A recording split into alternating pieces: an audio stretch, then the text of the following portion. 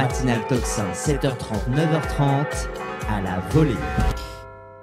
Et à la volée, je suis évidemment toujours très heureuse de retrouver Nicole, docteur Nicole Delépine. Bonjour à vous. Bonjour tout le monde, merci d'être là. Maintenant, c'est moi qui vous remercie. Je vous connais depuis longtemps, docteur Delépine, mais j'ai été très émue hier quand j'ai lu ce livre pour préparer cette émission. Ce livre qui s'appelle Du cancer à la vie, témoignages de combat, de guérison et d'espoir, avec 2 protocoles de traitement en annexe chez Éditions Résurgence.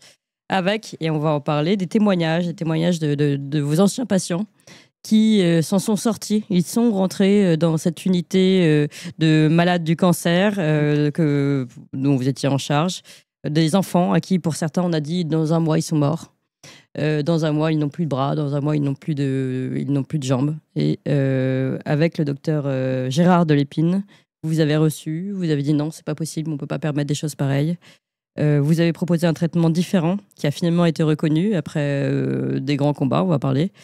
Et surtout, vous avez évité aussi, vous avez donc donné la vie, permis la vie à ces gens-là, l'espoir donc la vie, et la vie qui était fermée, qui ne leur était pas autorisée. Et ensuite, le fait en plus de pouvoir garder leurs bras, leurs jambes, et de ne pas forcément être amputé. On va parler de tout ça, on va parler de votre travail, on va parler de ce service, de cette unité que vous avez mise en place et du protocole évidemment très différent qui était très difficile à être reconnu, qui était reconnu mais pour lequel vous aviez des bâtons dans les roues régulièrement. Mais on va recevoir nos autres invités immédiatement qui vont témoigner avec nous. Nous avons Christelle Matillon, bonjour. Bonjour. Et merci beaucoup d'être avec nous aujourd'hui. Christelle Matillon, vous êtes, et vous témoignez dans le livre, vous Oui. êtes une des on va dire, victimes du cancer et désormais vous avez décidé non seulement de témoigner dans ce livre de témoignages, qui est très très beau, avec des photos, etc., de raconter votre parcours pour le retour à la santé, mais en plus, désormais, vous vous engagez aussi aux côtés de l'association d'Améthyste, c'est ça ? Exactement. Et nous sommes également avec donc la présidente de l'association Améthyste, Lynn Turcot-Patras. Bonjour à vous. Bonjour. Et merci beaucoup d'être avec nous. Vous aussi, vous témoignez. Vous faites la préface de ce très très beau livre. Et si je ne me trompe pas, je suis la maman. Voilà. Voilà. De Salomé. De Salomé, Voilà. qui est le premier témoignage, qui est très très beau, avec des magnifiques photos. Le premier témoignage, et on va reparler du témoignage de Salomé, parce que bon, évidemment, je suis moi-même mère de famille, donc j'ai à peu près pleuré à tous les témoignages. Mais celui de Salomé en particulier, qui parle beaucoup de sa maman. Et on va parler évidemment du combat des parents aussi dans cet échange. Peut-être, avant de commencer, il faut rappeler tout de suite ce que c'est que l'association Améthyste, si vous voulez bien, Lynn Turcot-Patras.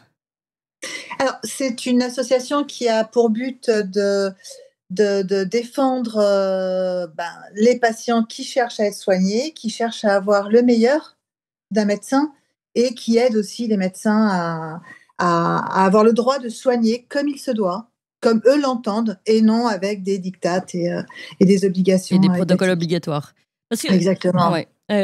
Docteur Delépine, je sais que Christelle doit partir assez vite, donc assez vite Christelle, ne vous inquiétez pas, vous donnez la parole pour votre témoignage de parcours. Mais docteur Delépine, j'aimerais bien que vous situiez un peu le contexte, c'est-à-dire que vous avez une unité, vous avez eu votre unité, maintenant vous êtes à la retraite, bien méritée d'ailleurs. Vous avez une unité de soins qui d'abord au départ n'était pas forcément évidente parce que vous avez proposé un protocole différent de soins pour les cancéreux et notamment vous vous occupiez des enfants. Et pourtant, c'était tout à fait documenté, les réussites étaient prouvées.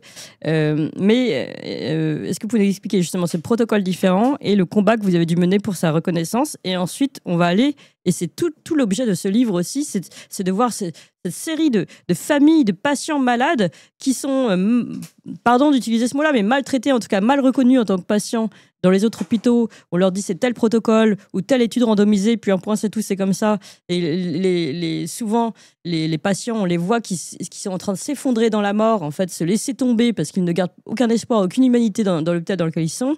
Et puis ils se battent, mais ils doivent littéralement se battre, parfois s'échapper la nuit, on va en parler, parfois au risque de perdre la garde de leurs enfants. On est quand même dans un monde délirant pour avoir le droit d'être soigné par vous, alors que vous avez toutes les reconnaissances, on va dire, en termes de résultats. Mais bon, est-ce que vous pouvez nous expliquer un petit peu ça, docteur Delépine ? Oui, écoutez, effectivement, nous avons traité des patients depuis les années 82-83, avec des schémas de traitement éprouvés qui étaient déjà utilisés aux États-Unis, en particulier par le professeur Gérald Rosen, qui était quand même un des précurseurs des traitements efficaces dans les cancers des os en particulier. Et naturellement, nous utilisions des traitements qui avaient l'air de marcher et qui marchaient réellement pour traiter nos patients. Et en fait, ce qu'on nous opposait à ça, qu'on a commencé à nous opposer de plus en plus régulièrement à partir des années 86 et 90, et puis qui sont devenus quasiment obligatoires à partir de 2000, c'est des essais thérapeutiques obligatoires. C'est-à-dire, le patient arrive à l'hôpital, on fait une réunion, une concertation disciplinaire, multidisciplinaire, comme ils appellent, et on doit entrer l'enfant ou l'adulte dans un essai thérapeutique. Et si vous ne faites pas suffisamment d'entrées dans des essais thérapeutiques, ben, votre service est rapidement non homologué, non autorisé par toutes les agences bureaucratiques qu'on a inventées pour ça. L'agence régionale de santé, la haute autorité de santé, etc. Et à ce moment-là, vous n'avez plus le droit d'utiliser ces protocoles-là. Donc, il ne faut pas... Nous avons utilisé des schémas de traitement reconnus, publiés dans les plus grandes revues internationales de cancérologie, qui à l'époque n'étaient quand même pas autant achetés par Big Pharma. C'est venu un petit peu plus tard, que ce soit quasiment automatique.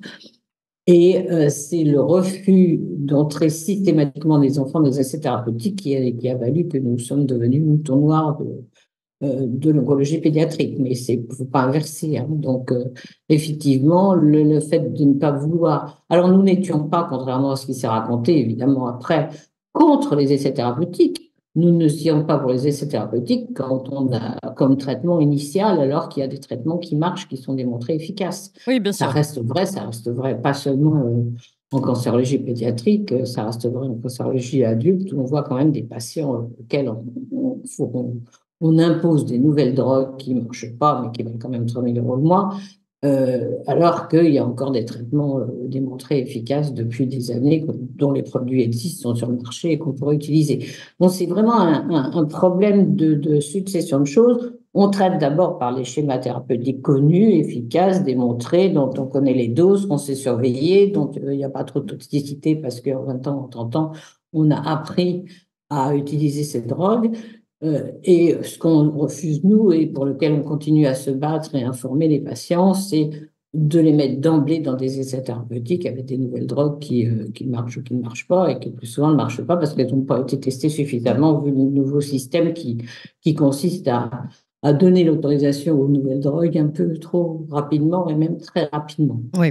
On va revenir sur ce protocole, sur vos succès, évidemment. Moi, je ne comprends pas d'ailleurs pourquoi ce n'est pas plus élargi. On va continuer à parler. Et puis avec aussi la présidente d'Améthyste dans quelques instants. Mais d'abord, je voudrais donner la parole, puisque Christelle ne peut pas rester très longtemps avec nous, à Christelle Matillon, qui a été elle-même, et donc il y a un témoignage très fort dans ce livre également, elle-même atteinte du cancer.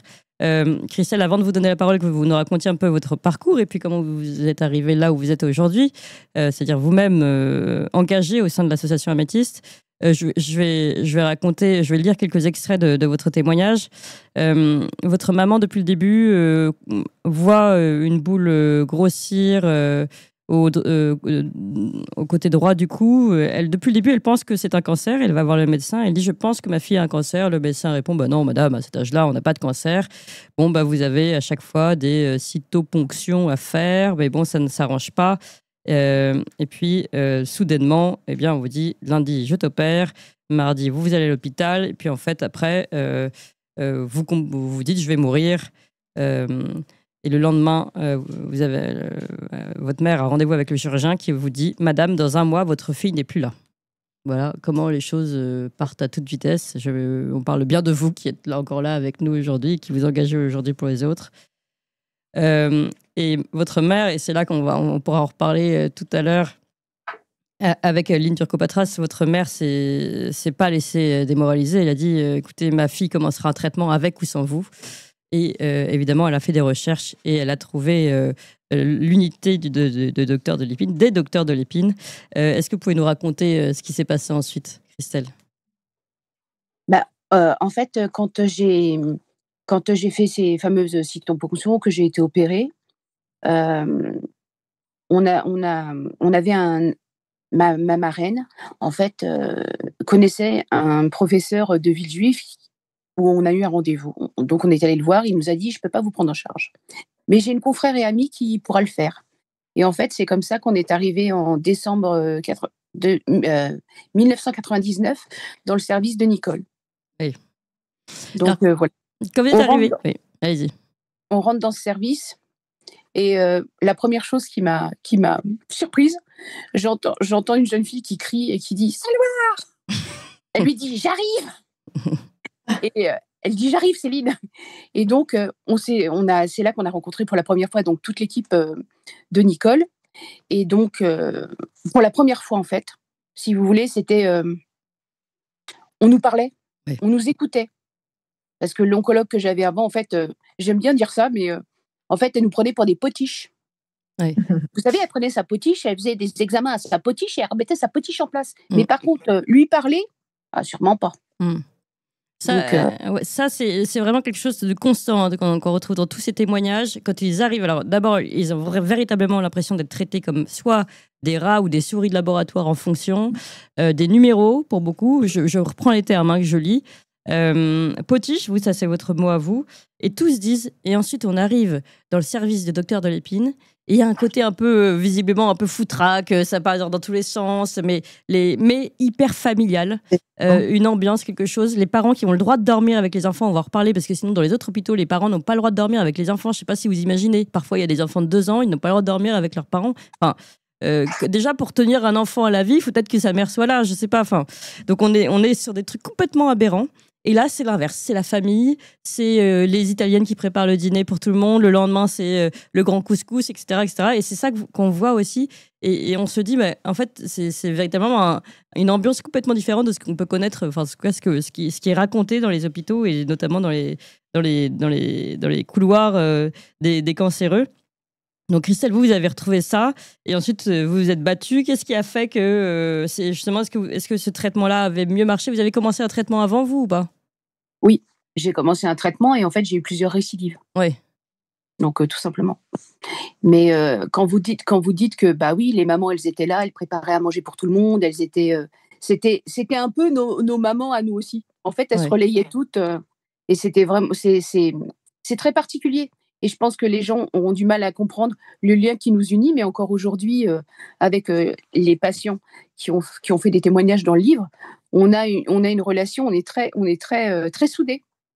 Ouais. Donc, oui, vous dites la vie dans le service était un peu particulière. On organisait beaucoup d'événements. Un après-midi, on organisait un grand goûter avec tout le monde, des familles, des patients, des médecins, des soignants.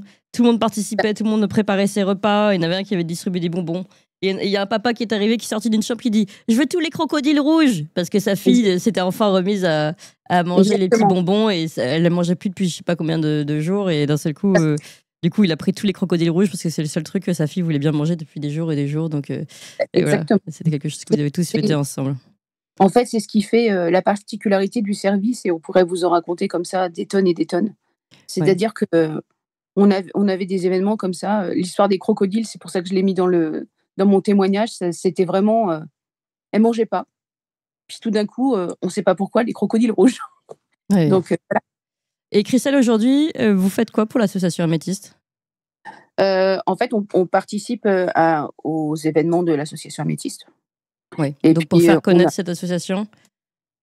Voilà. Aujourd'hui, qui fait appel à cette association? Est-ce que c'est aussi d'autres parents qui sont désespérés, qui ne trouvent pas de solution et qui, comme avant, comme on va en parler dans quelques instants, comme Lynn Turcopatras, qui a cherché pour sa fille des renseignements et qui est tombée par hasard, on va dire, sur Internet, sur une information concernant le docteur de l'épine et son protocole. Est-ce que c'est ça? Est-ce qu'il y a beaucoup de gens qui cherchent d'autres solutions que celles qu'on leur propose dans les services dans lesquels ils sont? En fait, je vais vous dire, on n'a même pas le choix.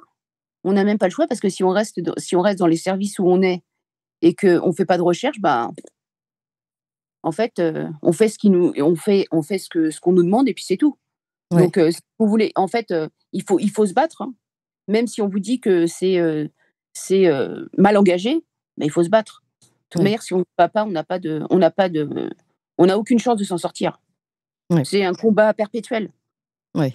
Et puis pour le service de Nicole, ça a été un combat aussi pour ne pas que le service ferme. Ça a été vous le racontez aussi. Est-ce que vous comprenez pourquoi le service devait fermer? Ce qui s'est passé? Je pense que en fait, il voulait pas accepter les traitements que Nicole faisait. Pourtant, c'est des traitements qui étaient éprouvés. Donc, je vois pas en quoi ça dérangeait que le service de Nicole fasse des traitements vraiment, alors je vais le dire clairement, vraiment individualisés. Oui. Qui prenaient, enfin voilà, je veux dire, chaque enfant, même s'ils avaient le même traitement, n'avait pas forcément la même dose de médicaments. C'était adapté à l'enfant. Oui, et ça c'est dingue parce que c'est quelque chose qui arrive dans tous les témoignages quasiment aussi. Ils ont tous commencé dans un autre service, dans un autre hôpital, et puis on leur donne toujours après une dose quelconque de médicaments qui parfois les assomment. Un protocole qui est beaucoup trop important, leur corps réagit mal. Certains se voient mourir progressivement, perdent espoir, perdent l'envie de se battre. Et en fait, au moment où d'arriver dans le service du docteur de l'Épine, le protocole, la dose est beaucoup plus adaptée. Et en fait, à chaque enfant, et donc le corps réagit beaucoup mieux. Et on se demande, mais pourquoi on fait pas ça partout? Je comprends pas. Et puis même que ce soit pas que pour les cancers, en fait, on a personne n'a le même corps. Donc, on a du mal à comprendre pourquoi on ne fait pas attention, pourquoi il n'y a pas un retour. Je ne sais pas si Christelle voulait dire un dernier mot avant qu'on vous laisse. Et puis même, moi, ce que je voulais dire, c'est que, en fait, Nicole, elle avait toute une équipe avec elle. Et donc, toute l'équipe, même Nicole, tout le monde était à l'écoute. Quand ça allait pas, on pouvait très bien aller frapper dans le bureau de Nicole pour lui dire que ça allait pas. Ouais. C'est très. Enfin, ce que je veux vous expliquer, c'est que c'était un service très particulier et c'est pour ça qu'on est là et qu'on est vivant aujourd'hui. Oui, parce que je rappelle, Christelle, vous êtes la personne à qui on avait promis un mois de vie quand vous étiez toute petite. En fait, j'avais 17 ans. Ouais. J'avais 17 ans et quand j'ai été opérée, quand ma maman a eu le rendez-vous, le chirurgien lui a dit de toute manière, dans un mois, votre fille, elle n'est plus là. Alors, je suis comme la mauvaise herbe, hein, parce que je suis toujours là. Et plus résistante que jamais, oui. C'est ça, et je vais fêter mes 51 ans grâce à Nicole et à Gérard. Bon, bah voilà, bravo, docteur de l'Épine. Et puis, merci à vous, Christelle Matillon, pour ce témoignage. Et merci de continuer de témoigner, de faire parler non seulement de cette association, mais de ce qui est possible de faire et de donner l'espoir. C'est aussi le but de ce livre, docteur de l'Épine, vous le mettez en introduction, de donner l'espoir à toutes ces personnes qui sont atteintes du cancer. Et on peut se battre, on doit se battre et on doit chercher aussi d'autres solutions si celle que vous avez ne vous correspond pas. Alors, merci encore Christelle Matillon. Je me tourne vers Lynn Turcot-Patras, donc présidente de l'association Améthyste, mais avant d'être présidente, maman. Et c'est comme ça d'ailleurs qu'elle a rencontré docteur de l'Épine. Lynn Turcot-Patras, vous racontez un peu votre histoire et puis Salomé la raconte très très bien. C'est un témoignage très touchant. C'est d'ailleurs le premier témoignage du livre. Je vais vous demander de raconter tout simplement son histoire, peut-être, et puis je rajouterai quelques extraits que j'ai notés qui sont très forts de son témoignage. Alors, nous, c'est comme 99% des témoignages. Là, vous n'en avez qu'une partie. Vous avez 20 témoignages dans ce livre. Mais si vraiment vous voulez aller chercher, il y a tous les enfants que Gérard et Nicole ont sauvés quand même. Il y en a beaucoup, beaucoup plus. Oui, je me suis retrouvée avec une poupée qui, à l'âge de 15 ans, on vous annonce du jour au lendemain qu'elle a un cancer, que la tumeur fait déjà 26 cm, que c'est une catastrophe, qu'elle va mourir, qu'elle en a pour 3 mois, que c'est terminé. On rentre la gamine à l'hôpital et au bout de 2 mois, ça a commencé, les psys qui passent dans la chambre. Et donc, je vais voir ma fille, elle me dit « Maman, ils viennent me demander ce que je veux faire avant de partir. Oui. Et mon rêve avant de pouvoir mourir. » Je dis « Attends, alors moi, je courais derrière tous ces gens dans l'hôpital. Enfin, je devenais à moitié hystérique quand même. On ne peut pas accepter que quelqu'un décide que votre fille va mourir. Voilà. C'est un enfant, ça ne va pas mourir. Point barre. Ça se soigne jusqu'au bout, on essaye. Et puis, je rentre à la maison et là, je me dis, non, c'est pas possible, il faut que je la sorte de là-dedans. Et je tombe en cherchant, je cherchais une opération pour ce sarcome. Et pour moi, il fallait l'enlever. C'est plus logique. Je tombe sur l'association Améthyste qui a sauvé la vie de Salomé, puisque j'ai réussi à avoir Nicole au téléphone. Ensuite, on a réussi à aller les voir. Alors, il faut savoir que vous n'avez pas le droit de sortir votre enfant de l'hôpital. On vous dit, si vous le sortez, l'enfant appartient à l'État jusqu'à ses 18 ans. Vous n'avez pas le droit. Donc, on a un peu traficoté. J'ai réussi à sortir ma fille. On va chez Nicole et Gérard, qui m'attendaient de pied ferme, qui l'attendaient de pied ferme, et qui, en 10 minutes de rendez-vous, ont décidé, tout le monde, moi, mon mari et Salomé, qui a dit « Maman, c'est la première fois qu'on me touche, en fait. » Oui, c'est ce qu'elle raconte, c'est terrible. Hein. Elle dit « Pour la première fois, Nicole et Gérard m'ont ausculté physiquement, je veux dire. Ils ont pris ma température, ils ont touché mon bras. Des actes banals, direz-vous, mais c'était la première fois depuis le 9 février 2015, c'est-à-dire depuis la déclaration de la maladie. Elle n'avait pas été auscultée une fois, pas une seule fois, on l'avait regardée, consultée comme une... Non, la seule chose qu'ils ont faite, c'est qu'ils l'ont pesée le jour d'entrée à l'hôpital. Oui. C'est quand même fort. Bon, bref, là-dessus, Gérard dit « Bon, écoute, moi, je vais t'opérer, je sais comment on peut faire. » Et là, Gérard est rentré en ligne et il l'a opéré tout de suite derrière. Il lui a fait parce qu'on n'avait pas le droit d'avoir un os, on avait le droit à rien, parce qu'elle n'avait pas le droit d'être opérée. C'était interdit. C'est-à-dire qu'elle n'avait pas le droit d'être opérée. Ah non, puisque ce n'est pas l'État qui avait décidé qu'elle devait être opérée, donc elle n'avait pas le droit d'être opérée. Personne n'avait le droit d'opérer Salomé. Mais elle a quand même été opérée. Vous avez dû être hors la loi. Un médecin a pris le risque. Ah ben, on a été hors la loi, bien sûr.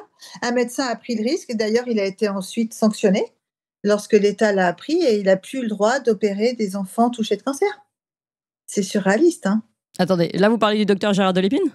Non, un monsieur un médecin avec qui Gérard a travaillé. Il n'a plus le droit Il n'a plus le droit d'opérer des enfants touchés de cancer. Alors qu'il l'a sauvé. Alors qu'il a sauvé ma fille, avec Gérard, bien sûr. Oui. Et là-dessus, on commence les chimios. Alors ça a été joyeux, c'est-à-dire que Nicole était en connexion avec certains médecins qu'elle connaissait, avec qui elle avait encore des relations dans les hôpitaux, puisque tout le monde était quand même en admiration devant Nicole, tous les médecins de l'époque. Hein. Et donc on commence les chimios dans des conditions un peu compliquées. On est obligé de se cacher dans les hôpitaux. Faut pas qu'on montre les Pardon, la chimio, vous la faites toucher dans le service de Dr Delépine ? Non, pas du tout. Non, ça avait fermé déjà. Le service de Nicole avait fermé. Il avait été fermé. Donc, on était dans des hôpitaux. On trouvait des petites places pour Salomé à droite, une petite place à gauche. Il ne fallait pas qu'on dise qu'elle était là avec le protocole de Nicole Delépine. On se cachait. On cachait les dossiers. Oh là là. Quelle horreur. Ouais, la contrebande pour la vie. Ouais, tout à fait. C'est ça. Voilà. On se cache pour vivre. Ça rappelle quelque chose quand même. Hein. Et un jour, un médecin arrive, celui qui s'occupait d'elle, un ami de Nicole, arrive et il me dit « Bon, écoutez, on a un problème, là, il faut qu'on s'en aille vite. Je suis renvoyée parce que j'utilise le protocole de Nicole Delépine, il faut qu'on s'en aille. » Voilà, il débranche Salomé et on sort tous. Allô Nicole, qu'est-ce qu'on fait ? Nicole nous retrouve un autre endroit où on va pouvoir me prendre pour une chimio.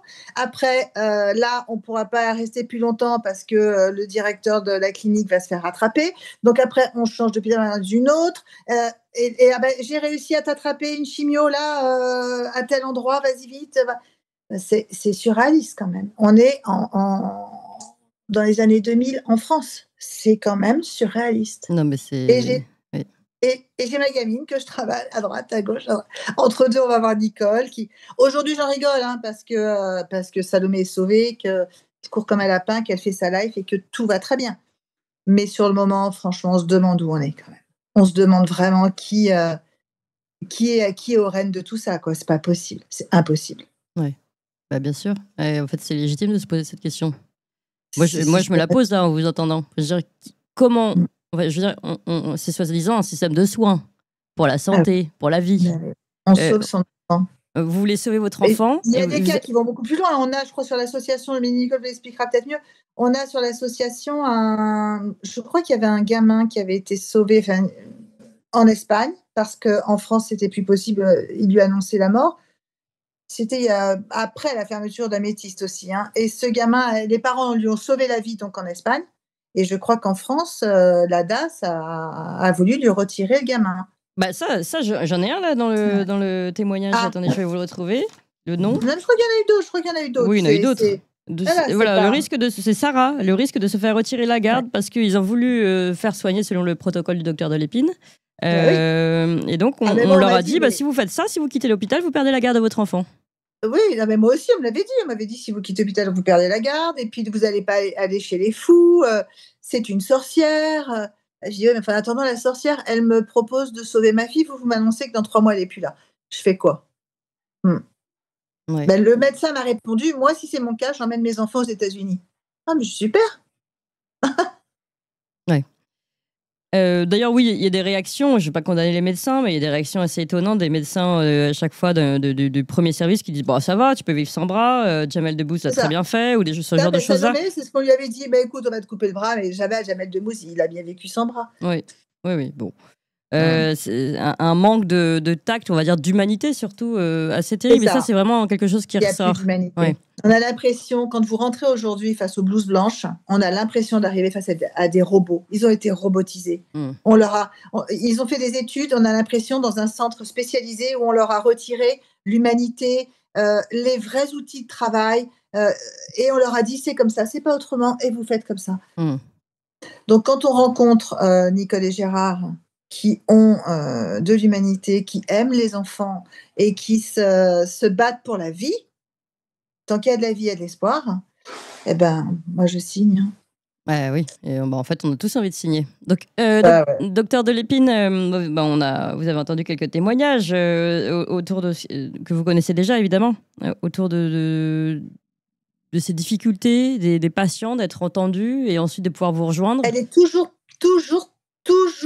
libre et toujours prête à vous aider, toujours prête à n'importe quelle heure du jour ou de la nuit. Il y a une question. C'est son métier. Elle est là et c'est son cœur qui parle. Et elle est là et elle est toujours en train d'aider quelqu'un. Tout le temps, tout le temps. Je sais, encore maintenant. Oui.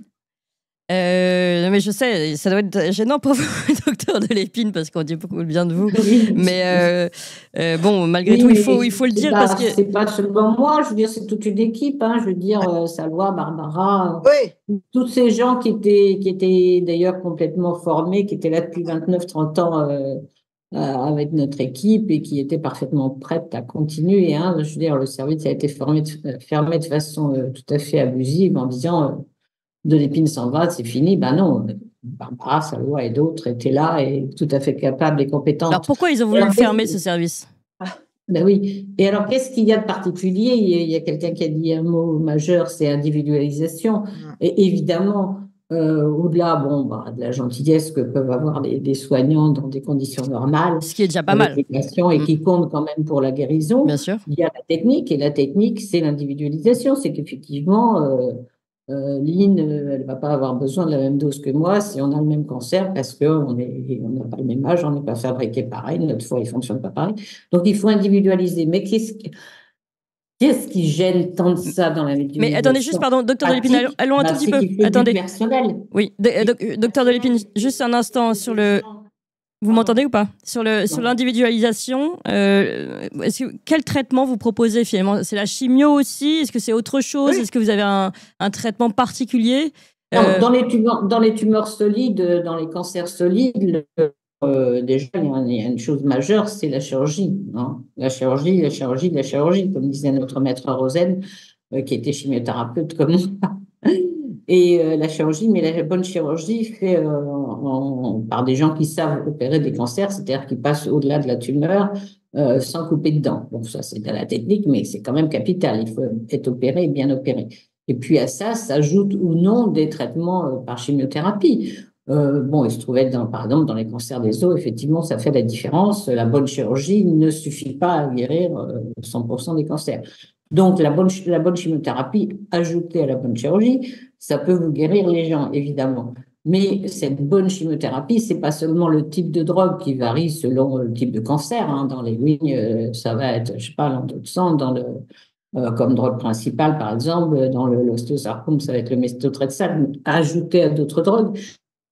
C'est ce qu'on va en faire. Donc, effectivement, il va falloir trouver à chaque patient la dose qui est efficace et la dose qui n'est pas toxique pour lui. Et c'est ça qui est capital, c'est de pouvoir adapter les doses. Mais comment vous pouvez adapter les doses si vous n'avez pas une surveillance 24 heures sur 24 avec des médecins dévoués qui comprennent ce qu'ils font, qui sont capables à 2 heures du matin de diminuer une perfusion ou au contraire de l'augmenter, qui sont capables d'avoir un pharmacien dans le même temps qui veut bien doser tout, enfin le sodium, etc., le potassium, le iono, mais aussi éventuellement le médicament injecté. Vous voyez, c'est beaucoup de monde. Il faut beaucoup de monde. Et évidemment, les infirmières qui sont capables de prélever, y compris à 2 heures du matin quand on a besoin, l'aide-soignante qui va aller le tube, etc. Enfin, c'est tout un relais de personnes qui faisait que dans les hôpitaux, on pouvait traiter les patients. Ce qui n'est effectivement manifestement plus le cas. Donc, si vous voulez, bon, il y a tout le côté humain, évidemment, qui est capital, hein, pour qu'on puisse supporter, parce que c'est lourd pour le patient aussi, qu'à 2 heures du matin, on lui change sa perf, on le reprélève, etc. Mais c'est ça qui fait la différence quand même de l'efficacité des traitements, de leur non-toxicité. Parce qu'on vous dit, ah, tel médicament, c'est très toxique. Bon, moi, j'ai une expérience récente, non, il y a 2-3 ans maintenant, mais enfin, longtemps après que mon service ne fut fermé, de 2 patients qui étaient dans 2 villes différentes, même âge à peu près, et qui avaient un osteosarcome, donc, auxquels on proposait une bonne dose, entre autres, de méthotrexate, c'était bien. Mais comme disait tout à l'heure Lynn, je crois, ou Christelle, à dose fixe, hein, c'est-à-dire tout le monde pareil, 12 grammes mètre carré, alors que justement, il y en a un qui avait peut-être besoin de 14 grammes mètre carré et l'autre seulement 9, parce que sinon on allait lui filer 101. Et manifestement, selon les 2 hôpitaux dont je ne veux pas citer les villes, il y en a manifestement une équipe qui quand même savait à peu près surveiller ce type de médicaments parce qu'ils en voyaient beaucoup. Et puis un autre hôpital où manifestement, par l'habitude, au bout de 3 cures, on vous dit ah c'est fini, non, ils ne tolèrent pas le méthotrexate.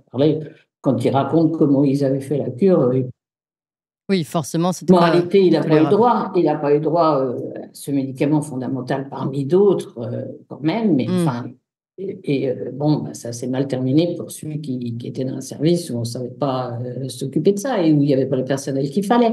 C'est quand même un problème de moyens, hein. Alors, moi, les moyens, je peux vous dire que pour la santé, on les a, hein, parce qu'on fait toujours 13 ou 14% du PIB. Sauf que, comme je sais pas, il y a tout un jour, il y a je sais pas quelles urgences de province qui ont fermé. Oui.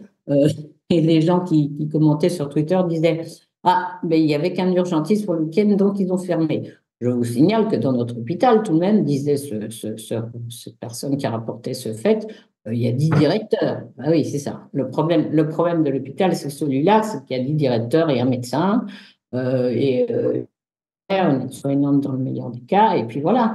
Et on ferme parce qu'il n'y a pas de personnel médical ou paramédical. Et puis, par contre, on multiplie les directeurs. À chaque fois que ça ne va pas, on va faire un audit, etc. On a gagné 2 postes. Et quand vous regardez les 2 postes, on vous a rajouté un directeur des ressources humaines ou des sous aussi, quand même. Donc, c'est ça qui est important, c'est de comprendre qu'il faut, pour faire des bons traitements, il y a des schémas de traitement, hein, je dis bien parce qu'il faut différencier du mot protocole qui a été malheureusement utilisé pour parler d'essais thérapeutiques ou d'études randomisées avec des mots qui faisaient moins peur aux gens, donc on peut appeler ça protocole. Mais il y a des schémas de traitement éprouvés dans chaque type de cancer qu'il faut adapter à chaque patient. Plus longtemps, moins longtemps, etc. Mais pour ça, il faut des médecins qui soient formés, qui acceptent de passer du temps, des soignants, des infirmières, etc., qui aient le temps de passer voir les patients et de discuter avec eux pour essayer de comprendre pourquoi ils ne tolèrent pas tel médicament. Des fois, c'est parce qu'en général, on rajoute, hein. Par exemple, le méthotrexate, c'est bien connu qu'à chaque fois que vous donnez un antiémétique, quelque chose pour ne pas vomir en plus, on le tolère encore moins bien. Il ne faut pas le donner.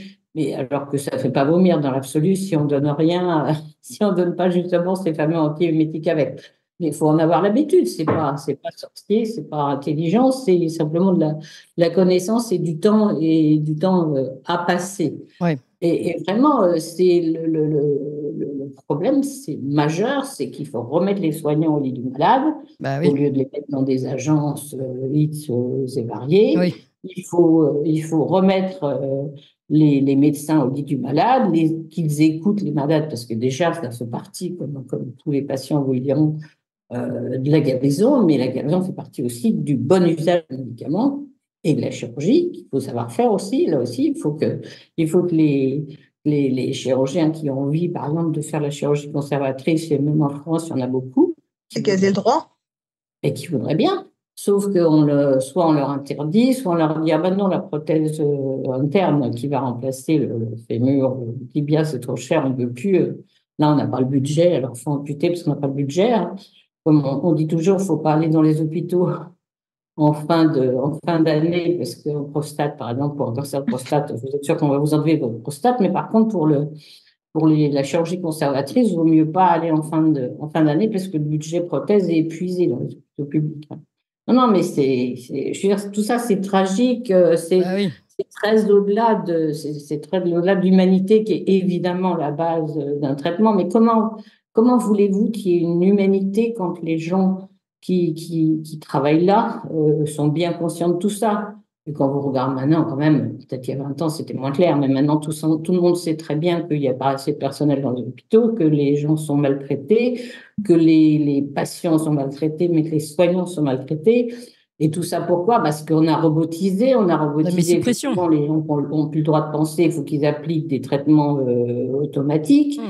Comme ils n'ont plus le droit de penser, ils ne sont pas bien, et ils font un déni et ils deviennent odieux avec tout le monde, d'où les suicides. Les suicides chez les internes en médecine, il y en a beaucoup quand même, hein. C'est quand même tout à fait invraisemblable, quoi. Et alors ça aussi, je disais un jour, c'est toujours été comme ça. C'est pas vrai. Je profite pour le dire aux jeunes médecins. Non, c'est pas vrai. Il dit, c'est pas parce que vous êtes interne d'internat qu'on doit vous traiter mal. C'est pas vrai. C'était pas comme ça. Bon, c'était dur à notre époque parce qu'on travaillait, je sais pas, 60 heures, 70 heures par semaine, mais c'était pas dur au point de vue humain. On était entourés par nos anciens. C'était pas le, bon, je dis pas, il y a peut-être du harcèlement quelque part, mais enfin, c'était pas du tout automatique. Donc, vraiment, il faut revenir effectivement à remettre le personnel de soins au lit des malades, couper la bureaucratie, et du coup, ça repermettra à l'humanité de revenir. On espère, surtout que a priori, les récits des patients sont épouvantables, quoi. Alors, j'ai beaucoup de questions. Hier, je sais pas, un tweet d'hier, on disait maintenant les patients, ils ont 11 secondes pour expliquer au médecin en vie. En 11 secondes, ça va, c'est grotesque, il ne faut pas y aller, quoi. Ouais. J'ai beaucoup de questions ici dans le chat, et après on pourra peut-être revenir aux témoignages, et notamment le fait qu'il faut véritablement se battre pour avoir le droit d'être soigné par vous ou par d'autres services. On a aussi on a Orlan qui raconte, hein, par exemple, que le directeur de l'établissement de l'établissement médical a fait plusieurs refus, donc elle a dû être traitée à domicile pendant 21 mois. Ensuite, ils ont trouvé un professeur italien qui a accepté de les prendre avec un autre traitement, l'hyperthermie. On va peut-être en parler justement des autres traitements. Sa tumeur a diminué de 40%, mais aucune prise en charge, et ensuite toujours pas le droit de retourner dans un service comme celui de Docteur de l'Épine. Et c'est grâce à une émission télé, finalement, si j'ai bien compris, l'émission de Julien Courbet sur TF1, qu'elle a eu le droit parce que ça a été médiatisé. Mais on en est à là, c'est-à-dire qu'il y a des parents qui ont fait des grèves de la faim, il y en a d'autres qui ont fait des émissions télé pour avoir le droit de se faire entendre et de rejoindre un service. On en est juste là. Ils demandent à rejoindre un service d'un médecin en qui ils ont décidé de porter leur confiance. C'est quand même assez incroyable. Et j'ai aussi beaucoup de questions, donc tout ça, et ensuite je vous laisse parler l'une et l'autre. Sur le docteur Schwartz et son, je sais pas, est-ce que vous appelez ça son protocole, enfin ces méthodes du docteur Schwartz, avec notamment le bleu de méthylène. Et puis, si vous pouvez nous parler aussi de l'hyperthermie, enfin, est-ce qu'il y a d'autres solutions finalement que celles qu'on connaît en France, qui sont pas toujours, qui peuvent être invasives? Je ne sais pas qui veut répondre en premier. Peut-être le docteur de l'Épine sur le docteur Schwartz et l'hyperthermie. L'hyperthermie, en l'occurrence, dont a pu bénéficier Orlan en Italie, c'était l'équivalent de traitement local, hein. Comme je vous disais tout à l'heure, le traitement d'une tumeur solide, c'est pas une leucémie, c'est pas un cancer du sang.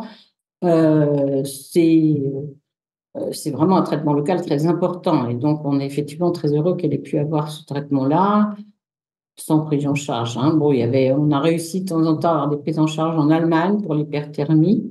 Pour certains patients adultes, la sécurité sociale a parfois. Alors, des traitements complémentaires alternatifs, qu'est-ce que je pourrais dire aux gens? C'est d'éviter de jouer au petit médecin tous les matins en allant voir la nouvelle vidéo qui va vous dire qu'il faut prendre tel médicament, tel autre, tel schéma thérapeutique. c'est pas de la médecine, c'est pas ça qui va réparer la médecine. Faut arrêter parce qu'il y a tout ce qu'on veut là-dedans, hein. Il y a boire et manger, il y a des vieux trucs dont on connaissait un certain nombre d'efficacités. Le méthylène, c'est une vieille histoire. Bon, ça ressort, ça fait plaisir, bon, c'est bien. Mais c'est pas ça qui va guérir les cancers. Faut qu'ils arrêtent de faire croire à tout le monde qu'avec une drogue de plus, la médecine, c'est quoi? Il y a un bouquin qui est fait par le professeur Philippe Imbert, si vous voulez lire ça, c'est avez-vous un bon médecin? Allez lire ça, parce que vous verrez comment un médecin normal doit vous voir. Il vous reçoit, écoute, il vous écoute pendant 7 secondes, hein, ni 11 ni même 2 minutes. Vous racontez votre vie, vos antécédents, vos angoisses, pourquoi vous êtes là, etc. Et ouais. Et puis après, vous examine. Vous examine cliniquement, il vous fait déshabiller. Hein, je sais bien que maintenant, ça doit être conçu comme du harcèlement, de je ne sais pas quoi, mais il vous fait déshabiller parce qu'il y a des tas de trucs qu'on voit à l'examen clinique, qu'on voit d'ailleurs pas forcément au scanner, hein. Moi, je me rappelle deux, trois boules sous-cutanées qui étaient des métastases chez les patients ou l'examen clinique qu'on n'avait pas décelé au scanner. Bon, maintenant, ils sont plus performants. Enfin, l'examen clinique, c'est fondamental, hein, ganglion, tout ça. Donc, lisez des bouquins qui vous expliquent ce que vous devez attendre d'un médecin. Hein, il y en a un autre qui vient, je ne me souviens pas du nom de la dame, mais qui s'appelle La pensée médicale, qui est une vidéo sur la pensée médicale. Comment on doit recevoir un patient quand on est médecin et comment on doit être reçu par un médecin. Donc, interrogatoire, antécédents familiaux. Des fois, dans vos antécédents familiaux, vous allez trouver des solutions, enfin des idées qui vont vous orienter sur un diagnostic, examen clinique, et après seulement éventuellement examen complémentaire, mais adapté. On ne va pas voir le médecin. Donnez-moi une ordonnance d'IRM, de scanner, de machin, donnez-moi du bleu de méthylène ou n'importe quoi. Enfin, c'est pas de la médecine, tout ça, c'est du n'importe quoi. Donc, il faudrait vraiment, moi, je suis très, très malheureuse de voir toutes ces vidéos. Je dois en recevoir une dizaine de jours par jour. Enfin, souvent, c'est la même, d'ailleurs. Il faut arrêter. C'est pas ça, la médecine.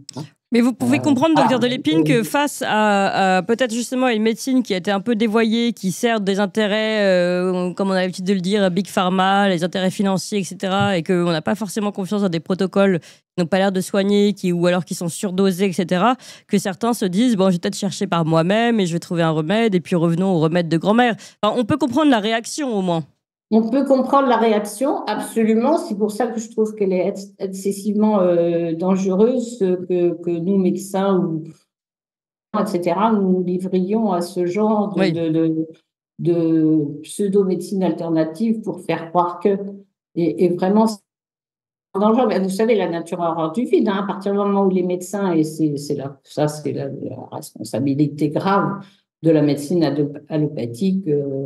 appris à l'université, etc., qui a trahi, et tous les gens qui n'avaient pas compris avant, depuis 2000, avec les cancers, ont compris avec le Covid. Donc, on va dire, je sais pas, 8 sur 10 de médecins allopathiques ont trahi, donc les gens, à juste raison, n'ont plus confiance. Mais la nature a horreur du vide, c'est pas parce que les médecins allopathiques ont trahi que de l'autre côté, dans les médecines alternatives, vous n'avez pas à avoir tendance c'est quand même au charlatanisme, entre guillemets, quoi. C'est quand même un énorme business, hein, la médecine alternative aussi. Oui, donc il faut faire attention. Déjà en 2011, quand j'avais écrit, je crois, La presse cachée des médicaments, j'avais regardé à l'époque déjà l'augmentation faramineuse du business de la médecine alternative, avec telle crème, tel machin, tel truc qu'il faut que vous preniez, il faut arrêter, il faut essayer de voir des vrais médecins. Ça existe encore. Ou même des soignants, mais qui croient pas qu'ils vont faire le miracle parce qu'ils vont donner une bague à tout le monde la même et puis que ça va marcher et puis que vous n'allez plus avoir de cancer. Il faut arrêter, quoi. Faut arrêter de cette espèce de mise en condition de pseudo-alternatif. C'est pas ça la médecine. Un malade, ça s'examine et on donne pas. Ça s'examine, ça s'interroge, pardon, ça s'examine ensuite. Oui. Ensuite, on fait 1 ou 2 examens complémentaires s'il y en a besoin.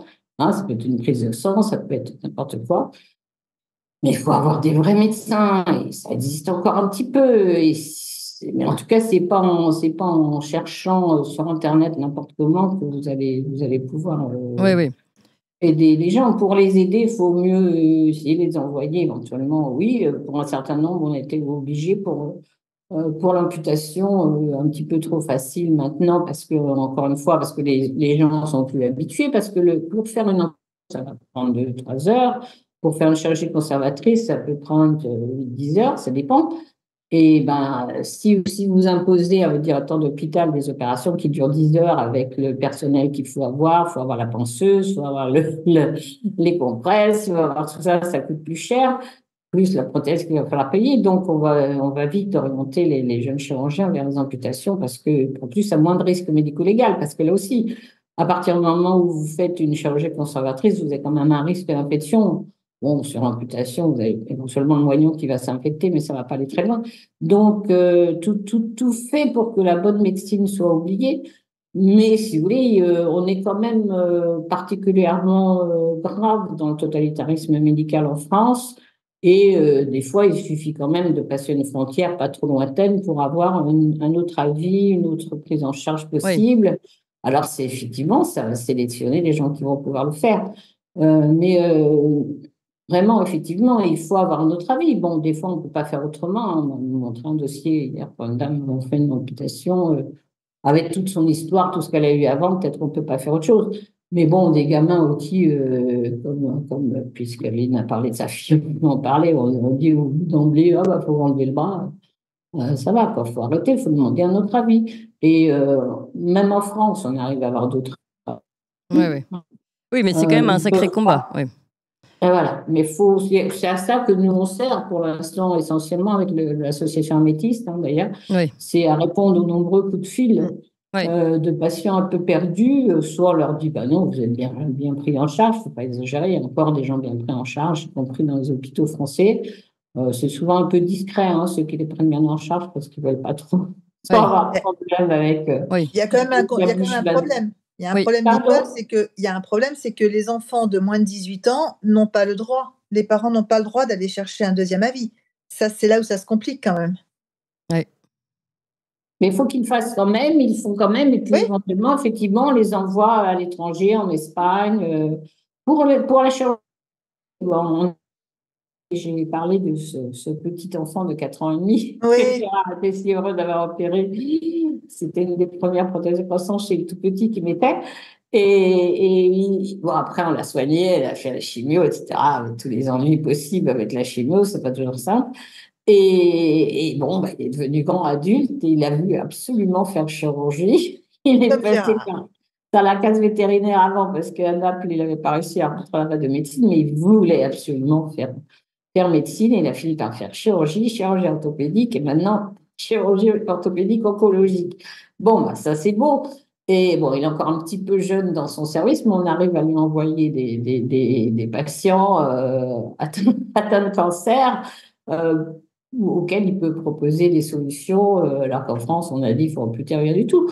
Mais bon, on trouve des solutions quand même. Ça, c'est le rôle, justement, ça, c'est le rôle. En France, non. Pardon ? En France, on n'en trouve plus, Nicole, il faut dire la vérité. Oui. Alors en France, je crois que j'ai mis dans le livre le témoignage de Léo, je crois.